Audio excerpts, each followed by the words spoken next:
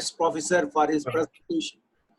Let me introduce Professor over here to all audience. Professor KADAMBOT Siddique is presently a Hackett Professor of Agriculture Chair and Director, the University of Western Australia Institute of Agriculture. He graduated from Kerala Agriculture University in Agriculture in 1977. So what we'll do, a short paragraph. BSc in Crop Physiology from Indian Agriculture Research Institute, ICR, in 1979. Then he completed his PhD in Environmental and Crop Physiology, the University of Western Australia in 1985.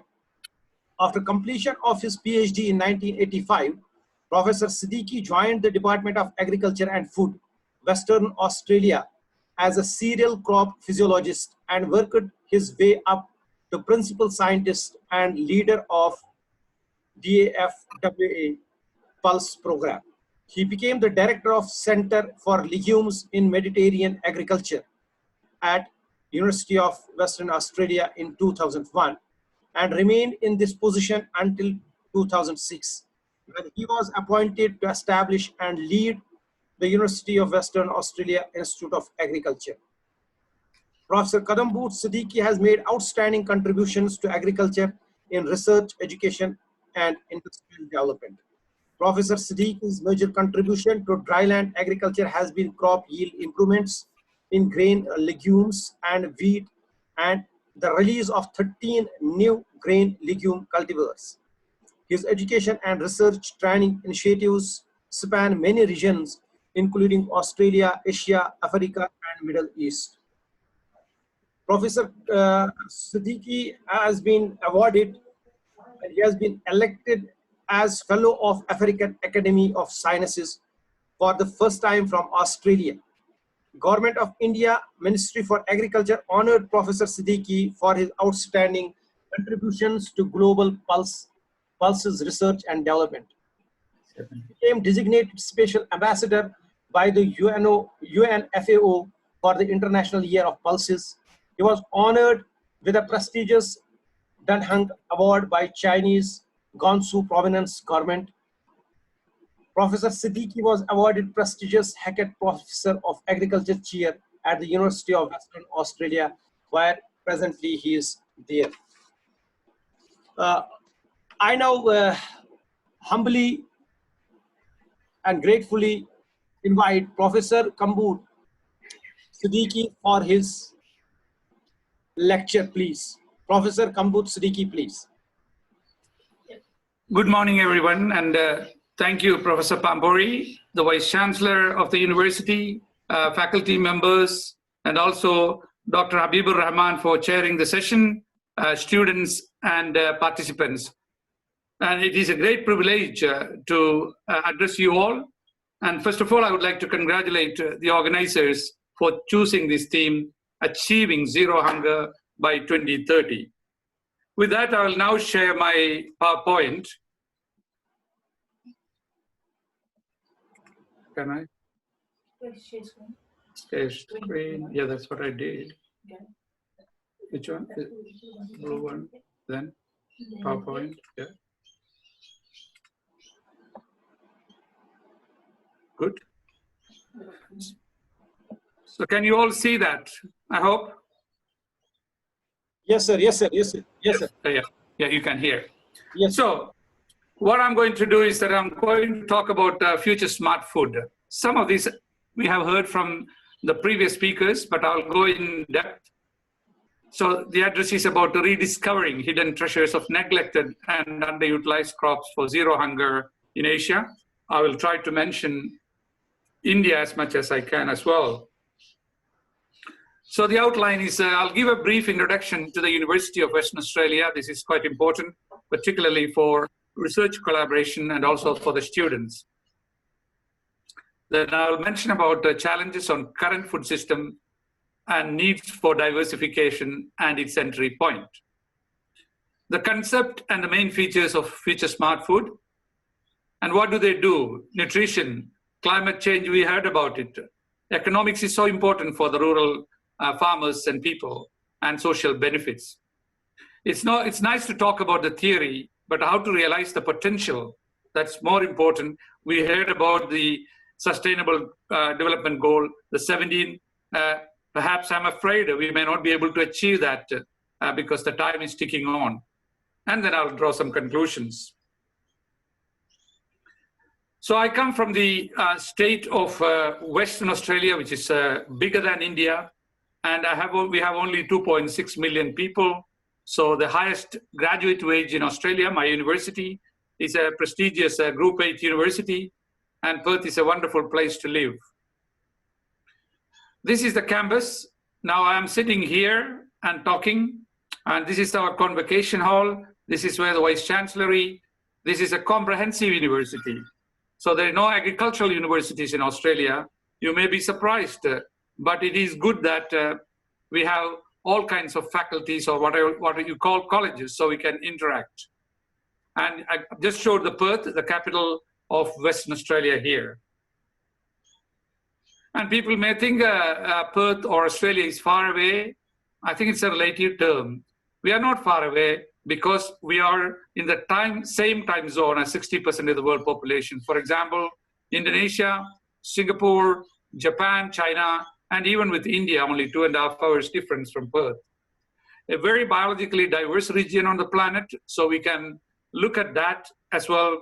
And we have a Mediterranean type climate, which I'll come back to later. Basically, wet winters and hot summer. So I'm just wearing a jumper today. Last night it was 5 degrees, not as cold as Kashmir. So my university, UWA, or University of Western Australia, has a global reputation. It's an internationally recognized university. And today we have a wonderful ranking came. I'll share with you that. We are top 100 in the world.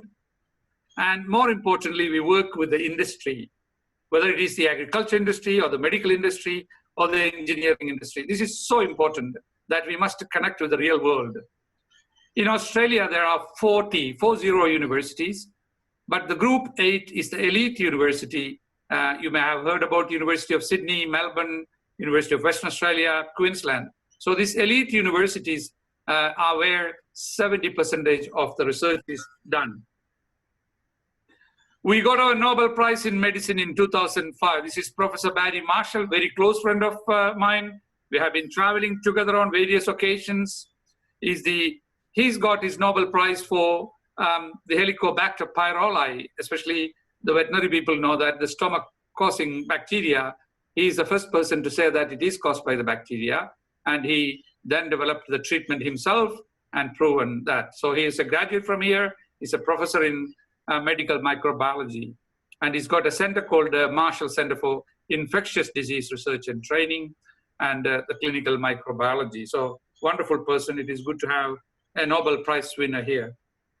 Our university was established in 1911, over 100 years now. The ranking, the good news is that just the ranking came out, what we call academic ranking of world universities. It is purely based on the Nobel Prize or the Prestige Academy Fellowship, the papers you publish, the citations you make. We are now 85 in the world. We were 99 last year. And that is really good for a small university like us. In a country with a smaller population, and this is so important for the staff, students, and our partners. So that was just the good news this morning came. And they used to separate life and agriculture science, and we were ranking 24, 25, 24, and in 2017, they separated life science from agriculture science, and it is good. We were 14, 14, and this year we became 17, which is really good.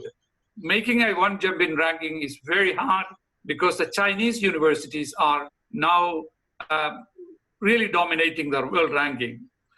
Now we are also #1 in agriculture science in Australia. So I feel very proud and privileged to lead that group of people through the UWA Institute of Agriculture. Now with that background, the institute I'm leading is basically looking at research-based solutions to food and nutritional security, environmental sustainability, and agribusiness. And that's regionally, nationally, and selected international settings. So what we call faculty, but you call colleges, we used to have something like 12 colleges or faculties. In 2012, we compressed that into 4. Faculty of Science, Faculty of Medicine, Dentistry, Health Science, Engineering, Computing and Mathematics and Physics, and then Arts, Business, Law and Education. In that process, we consolidated a lot of duplication. We also reduced the number of degree offerings so that not to confuse the young minds and the future. And I think it is working very well within that system. So the research teams we work in my institute are crop roots and rhizosphere. They come from different colleges of faculties, the leaders, sustainable grazing system that is integrating animal production and pasture system, water for food production system, food quality and human health, engineering innovations for food production, and then agribusiness ecosystem. So the concept is that you are not restricted to one college or faculty. People from medicine, engineering, law, all come in and then look at the global challenges or the big problems. As opposed to in places like India now, I see that agricultural universities doesn't work with other universities. And within agriculture, you're now seeing compartmentalization, horticulture, the fisheries, animal, and farmer doesn't look at that. A farmer has to integrate. So I don't agree with the strategy the Indian institutions has doing, that is a division and going away. If you look at in China, they are bringing universities together to work together rather than separately. Now I'm going into the topic of my talk today, the prevalence of undernourishment in Asia and Pacific. We have already heard that. So you can see that the number of undernourished people still about close to 450, 480 million. And if you look at the undernourishment in percentage, so you can see that it is still around 11, 12, in some cases up to 15%. So it is still a problem. We have not gone away from that problem. Now, you heard from Dr. Habibur Rahman about the stunting and wasting. These are two indicators of the well-being and nutritional status of particularly children under 5 years in the Asia and Pacific region. And the point again, Dr. Habibur Rahman and others have mentioned, India is still very high. Look at that, India. India is sitting around close to 40%, 35 to 40% of the children under 5 are undernourished because they will never develop the cognitive development and so on. So the one with category 10 to 20% is shown, and the one with this orange color is 20 to 30%. So we are pretty high, and there are other countries in the region, in that South Asia and some of the Oceania region. Incidentally, being an animal production professors, they mentioned that animal protein is important. Look at that, Mongolia. Mongolia is not a very rich country, but they do rely quite a lot on animal products. And you can also see in China has brought it down comfortably over the years, and countries like Thailand, Sri Lanka, and all have done extremely well there. Wasting is another one. Again, we can see that India is #1 there in the 2015 figures. That's an alarming one, and again, close to 22, 23% is very high. And so in the South Asia, then Sri Lanka, Papua New Guinea, and so on. Again, you can see Mongolia and China has done extremely well. Now, what are the challenges for the current food system? And I'm going to argue for the needs for diversification and entry point. Where can we enter? This graph is slightly small, but just to illustrate the point we just mentioned about the number of malnourished children, the climate change is happening, whether it is the drought, flood, etc., is on the increasing side. The biodiversity is on the declining side. The number of crop species now is so uniform. And in fact, the modern agriculture has a convergent evolution of the varieties, which is also not sustainable. We heard from previous speakers, the population has grown, and particularly in the Asia and African region. Water stress is happening, especially India, look at that. It is absolutely in red color. Soil erosion and degradation is happening. Again, you can see India has got huge issues too.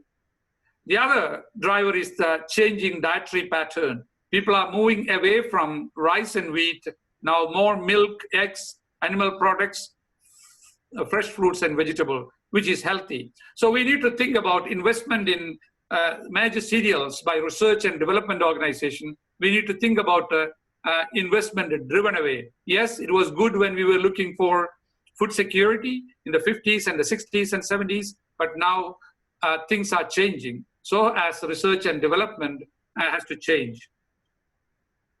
We heard so much about the Sustainable Development Goal. I won't go into the detail. As you know that 17 are there, and 2030 can we achieve? I'm really concerned that we could debate about it, but having said that, we have to work towards that. Of that, I bring your attention to two. One is the number one and number two. One is zero hunger. Then number two is good health. They all go hand in hand. In fact, all the 17 SDGs has got agriculture can contribute to that. But I say nutrition essential to achieve the Sustainable Development Goal. So that's what the theme of my talk. This graph is a little bit small, but basically it shows the stunting and wasting in percentage and the stunting in percentage. Again, the point is that you got South Sudan, Djibouti, and India is on the top there again. So something which the government of India has to work very hard, and not only government, we all have to work in order to bring that down.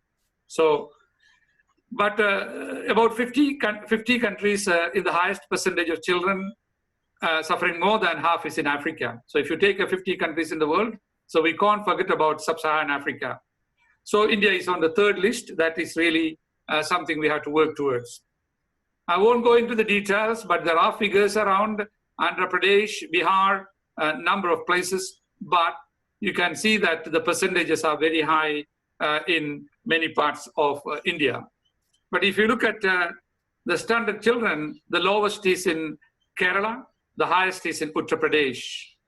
Wasted children, Sikkim has the lowest, Andhra Pradesh has the highest, Mizoram, underweight children, lowest, and Rajasthan highest.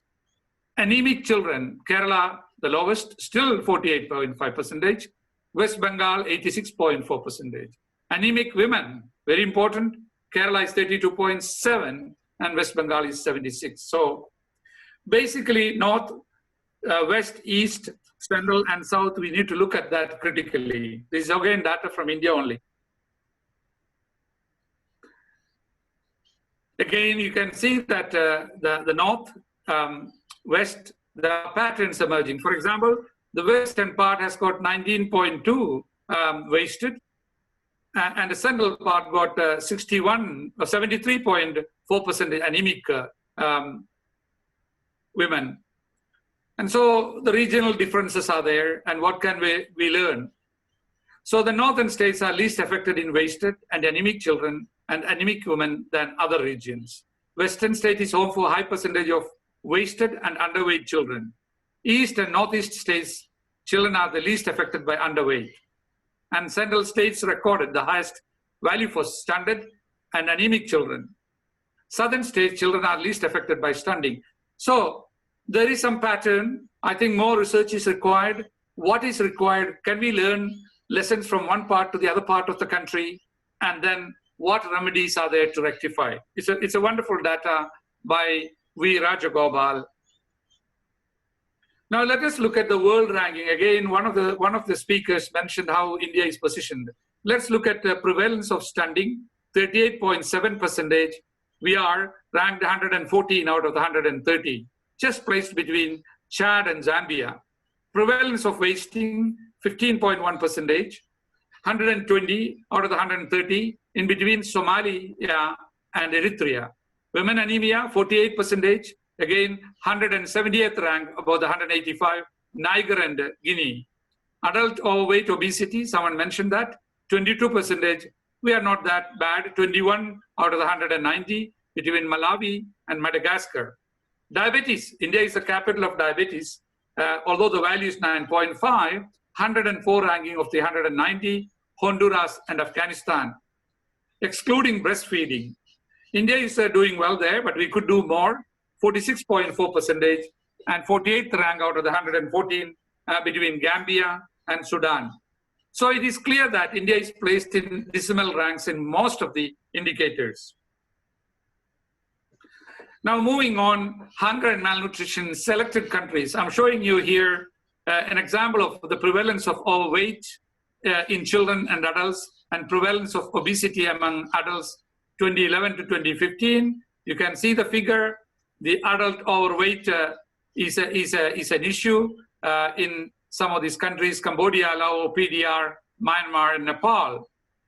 Then if you look at the prevalence of micronutrient deficiencies, you can see that's already happening. Anemic children, anemic women, and pregnant women. You know, it's hovering around 35 to 50% in those countries, again, including Nepal. The other point is, again, the data from low production diversity. This is so important. If you look at the pie chart, you can see that Cambodia, 75% is coming from rice, the total calories. Laos, PDR, 90%, Myanmar, it is 50%, and Nepal, it is 50%. So for many years, agricultural policies have been in favor of staple and cash production. As I mentioned, rice, wheat, maize. I think it was okay at that time. Now we have to rethink about it.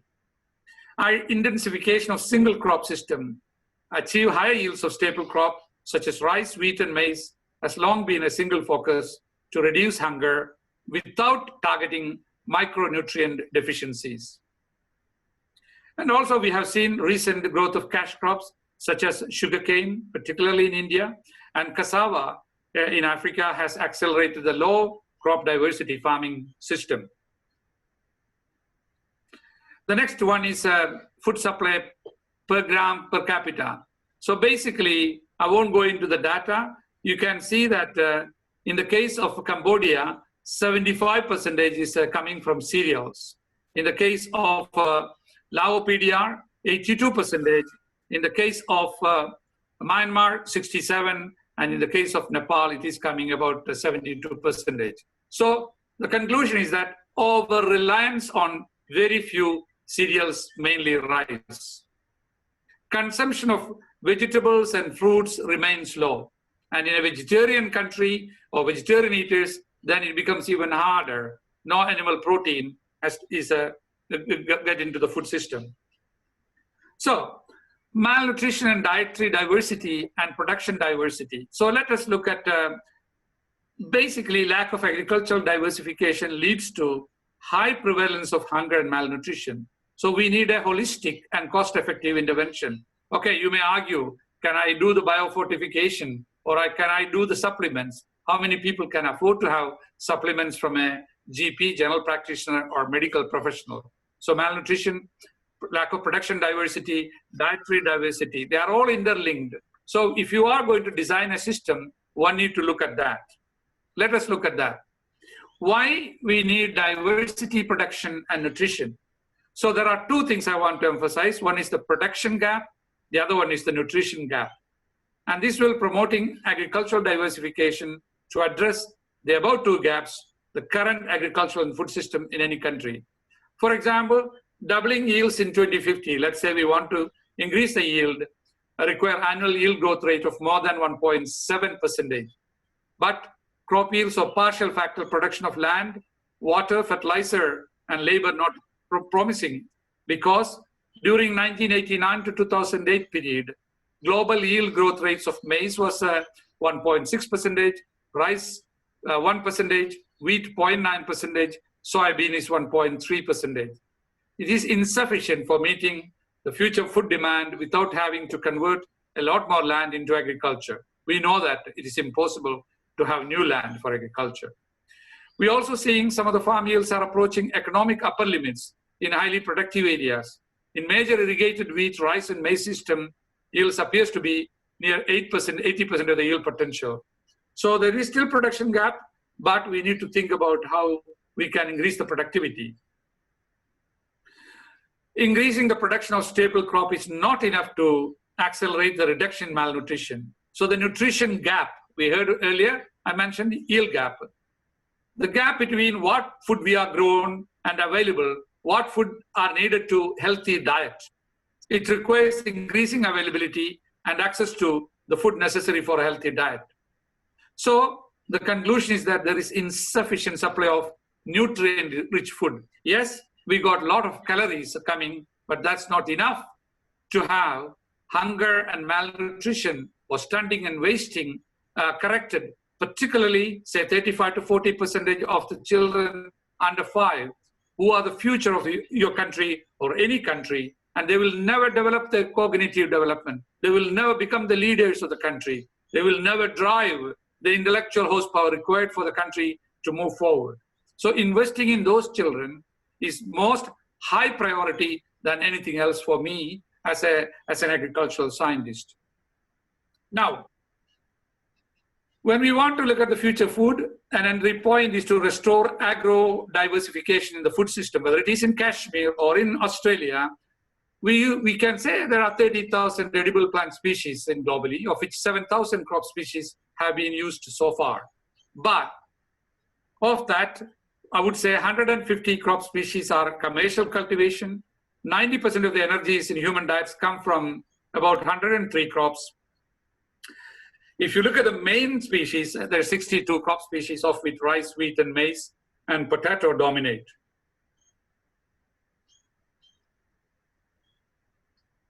I hope my slides are legible and my voice is audible.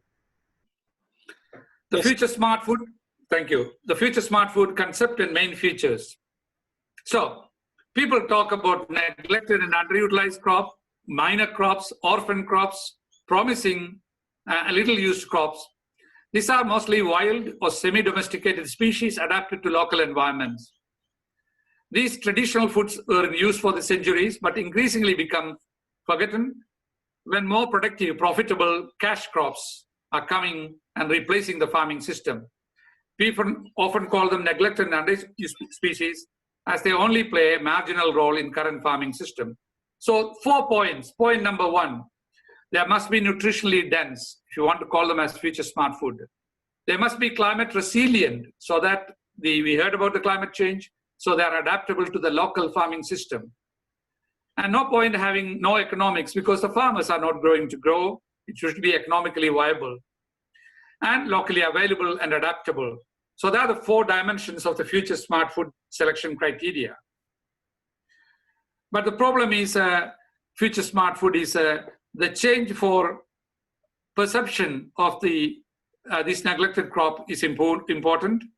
And they need to get into the healthy diet, good for children, youth, and the future. But there are a number of constraints, policy constraints. So for example, the government is not promoting, and they have been giving subsidies to the main crops in order to increase production of main crops. There are technical constraints. You take your own university or my own university or the ICR system, too many specializers and too many staff working still on rice and wheat. Yes, it's important crop, but the other crops are neglected. Market constraint, because the market is not coordinated. There is demand, but there is constraint. And of course, institutional constraint. As a director of an institute or a vice chancellor, the constraint is, okay, you focus on major crops and you don't have the intellectual and technical capacity. So the United Nations Food and Agriculture Organization asked me to come up with a plan, and we organized a series of workshops. So we first started conceptualizing the idea, then linking with a number of countries I mentioned in this slide. Then we had an expert consultation workshop, and then we developed the concept, and now it's at the implementation stage. So we had 8 countries: Cambodia, Laos, Myanmar, Nepal, Bangladesh, Bhutan, Vietnam, and India. India is a big country. We chosen West Bengal for various reasons. And that is when the engagement started. We identified, or they identified, crops of importance into their country. Any major crops, we said, keep away from that. It has to be minor crop, but to fit in the 4 concepts I mentioned about the future smart food crops. And this is all published, and I send an executive summary of that to Professor Pampori, and certainly I can send the link for people to download. It's quite a good publication dealing with all these aspects. Now, examples of future smart food. Let's take, for example, Bhutan. They identified soybean. Soybean, not a main crop in that area, high in protein and good source of essential folate and dietary fiber, flour, soy milk, edible oil. Quinoa, you all know that high fiber, antioxidants, rich in protein, iron, magnesium, and zinc. Lentil, although a major crop in India, it is not a major crop. So it's a minor crop in Bhutan. Then moringa, which is a drumstick plant, which is again coming many parts, significant source of B, C, K, and manganese and iron. The leaves are most nutritious, so as the flowers. Moving on to Lao PDR, they identified fancy yam, good resistant to disease and pests, growing in wet and dry regions. Rice bean, cowpea, and sword bean, all of them they identified from 30 crops, which has the potential and fits in with the definition of the future smart food crop. Moving on, West Bengal, India, swamp taro, again high amount of protein, calcium, vitamin, flood tolerant, and also grows very well during monsoon season. Elephant foot yam, medicinal value, and India is known for that. Reducing bacterial activity when used with antibiotics. Lentils in West Bengal is not a major crop, but it is getting there. Drumstick, which is the moringa I mentioned. Now let us move on my third part of my talk. Nutrition, climate, economic, and social benefit. If it doesn't fit in that, it is not a future smart food crop. So just give you an example. They provide essential micronutrients, high carotenoids and minerals, help address the deficiencies, and enrich diets. For example, if you take a chickpea, it's the same energy as rice, but has got 3 times more protein, 4 times more dietary fiber, 4 times more iron, and look at this, 70 times more folate than rice. This is so important for pregnant women to have a better lifestyle and a good children. I won't go into the mung bean, it is the same. You can see has got 78 times more folate than rice. Then another species which is not grown in your part of the world, lupinus species, it has got 44 times more folate. Now, here is an example. Sri Lanka doesn't grow lentils. So Sri Lanka import lentils from Australia, Canada, India, and also to some from Turkey. This is an intervention study our medical people have done. So the 0 days, and then the assessment was done 60 days. It was for the children, and you can see that percentage improvement in hemoglobin, serum iron, the 74%, then iron binding capacity, which means more iron is available. So that means the figure 6.8% less, or in other words, more iron will be available. Trans ferritin saturation, 89.8%. So if you look at the World Health Organization standard, by simply dietary intervention of giving that lentil to the children to a school meal program or midday meal program, it has improved their iron very substantially. Climate resilient, this is we heard about the land degradation, water depletion, and sloping lands, particularly in places like Kashmir. So we need to have crops which act as a buffer for climate change. For example, soil improvement, particularly the legume crops, increase soil fertility, diversity, and reduce use and cost of fertilizers. Water use efficiency. Some of these crops have got better water use efficiency compared with, for example, corn or wheat. Crop rotation. So, for example, wheat following field pea increased grain yield from 15 to 34%. Break of diseases. So you're not having the monocropping of cereals. The diversification improves the climate resilience as well. High nutrition. The example is mung bean, fast growing, drought tolerant, fits in within the rotation. Bile, growing in wide range of soil conditions and temperatures, greater yam, both wet and dry conditions, and rice bean, easily adapting to various weather conditions and soil types. And also, because of the soil cover, protecting soil erosion. You may know about buckwheat, gluten-free and is suitable for celiacs, contain rutin, a compound that prevents blood from clotting. It can be grown in mountainous region, cold and drought tolerance, fast, short growing, 2 to 4 months, and does well in high elevation, as I mentioned earlier, useful for attracting pollinators, for producing honey, and also better have in your orchards like apple and other areas. And there are example success stories. This is an example from Nepal. It's a total of 300 local varieties of future smart for neglected crops were evaluated, identified and promoted 16,000 farmers in 2018.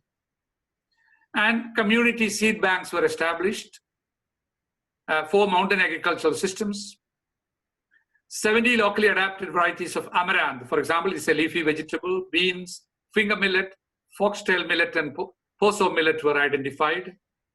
And capacity building was given. Reduced drudgery, because we don't want women spending all their time in rice paddy and breaking their back.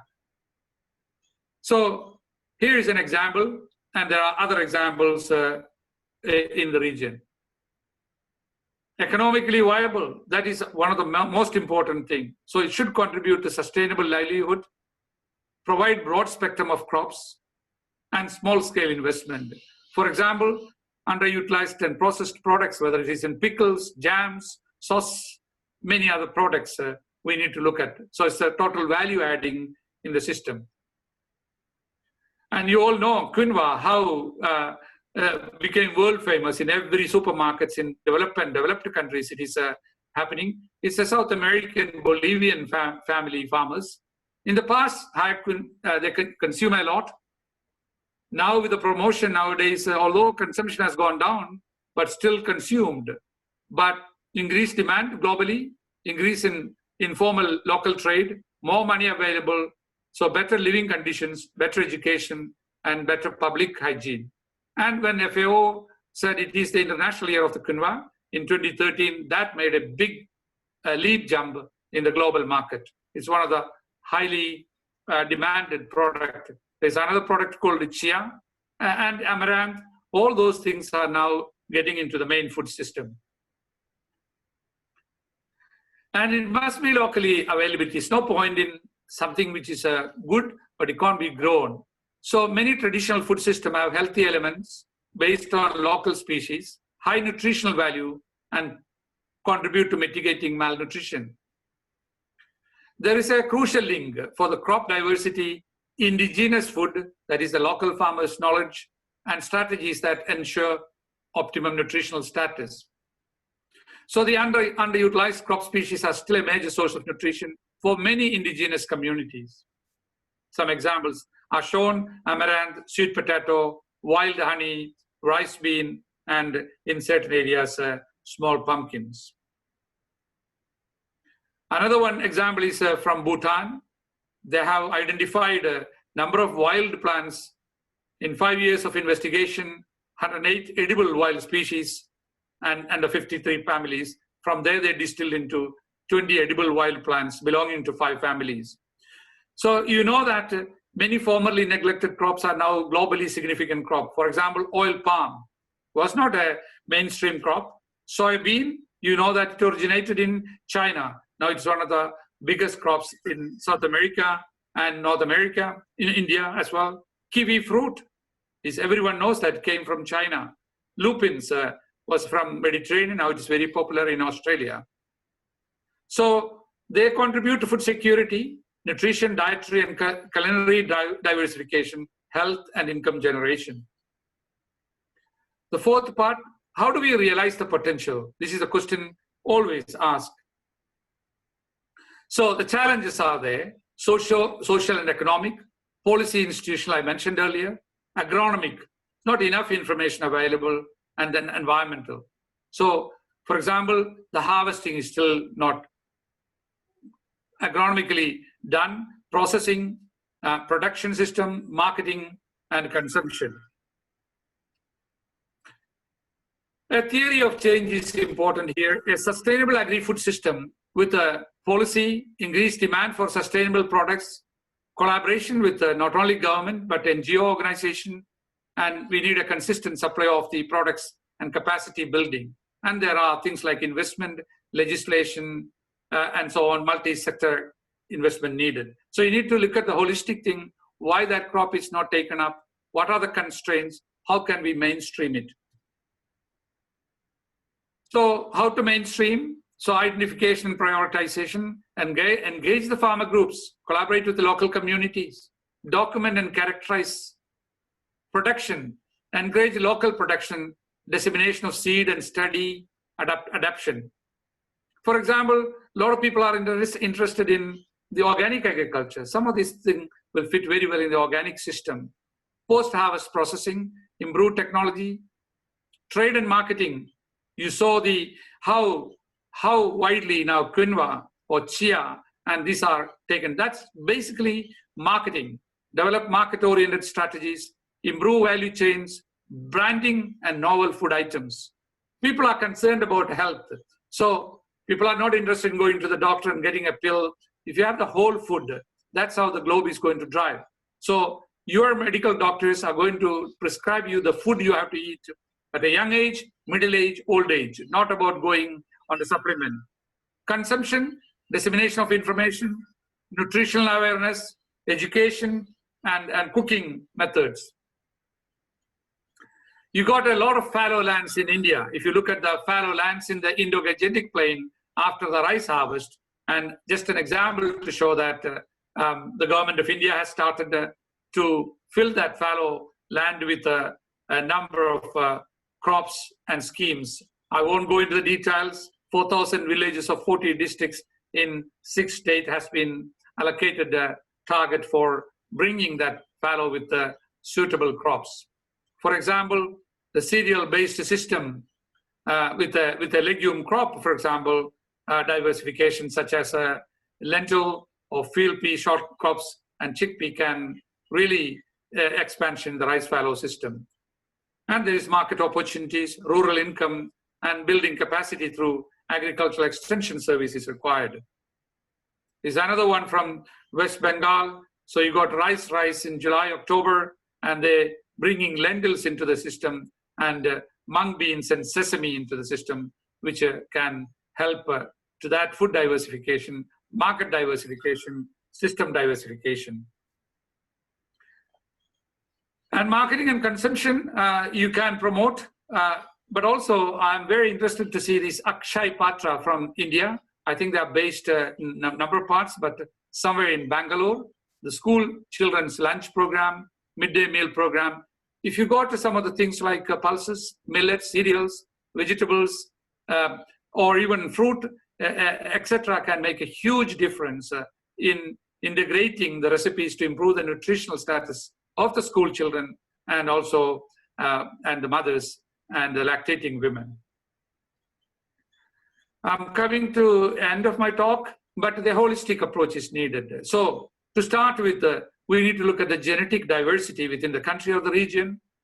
We could immediately go and selection cultivation. We don't need to start breeding right away. Then we need to harvest and value addition, marketing, as I mentioned earlier, the final use, and it should have an impact on improved nutrition, income, and other livelihood benefits. And there is a number of things.